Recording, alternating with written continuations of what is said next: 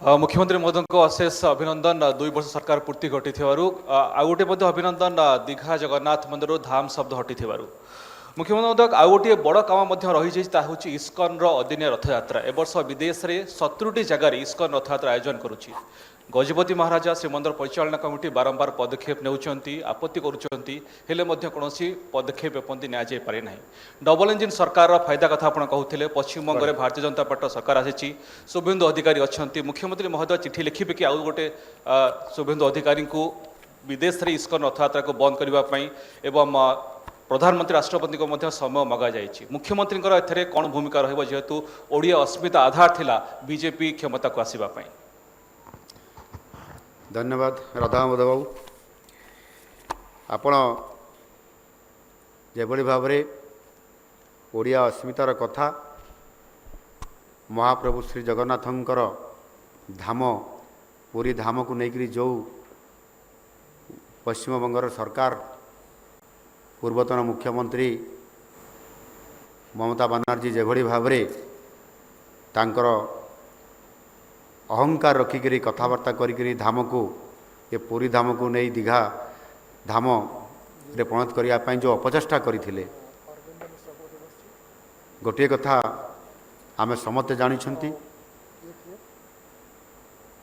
महाप्रभु श्री जगन्नाथ सबू सही पारती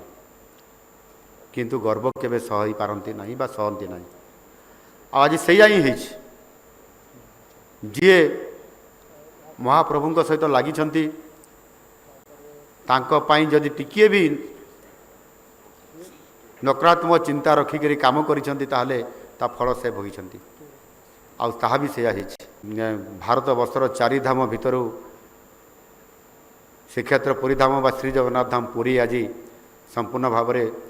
ओडिया अस्मितार प्रतीक हिसाब से आज आम समस्ते निज हृदय आम हाथ रखिक आज खुशी आत्मविभोर होती ठीक से ही भाव में निश्चित भाव में आमर श्रीक्षेत्र प्रभु श्री जगन्नाथंकर संस्कृति तांकर ऐतिह्य तांको परंपरा तांकर पर्व पर्वाणी ये स्वतंत्रता अच्छी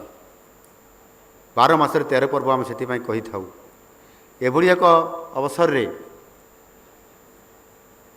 बहु समय रे जो माने साधारणतः भाव में आम धर्मर विरोधी थांती विधर्मी ताकू मध्य कहा जाए सनातनी विरोधी जो माने अछंती बेले बेले अपसाहस करिथांती एवं सेमाने परंपरा को रीतिनीति को भांगी देवाई चेष्टा करिथांती। मत लगुच सेमिति जे ये जो इस्कन एक अंतर्राष्ट्रीय संस्था एवं जी कि या भितर से रथयात्रा करिवार परंपरागत तांको इस्कन तरफ करि आसुछंती। सर्वप्रथमे जहाँ पुरी रे महाप्रभु जगन्नाथंक रथयात्रा जो रीतिनीति अनुसार जो समय अनुसार हेबा कथा ताको पालन करने अवसर रे आज ताहार व्यतिक्रम करुछंती। ए कथा पुरीर अवस्थापित आमर गजपति महाराजा मध्य उद्वेग प्रकाश करिछंती। आम मठाधीश गोवर्धन पीठर शंकराचार्य मध्य ए बाबद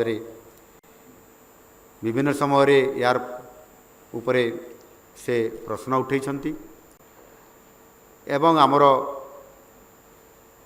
श्रीमंदिर परिचालना प्रशासन मध्य ए बाबद प्रश्न सामना को आनिछंती एवं सरकार मध्य याकू गुरुतर सह विचार को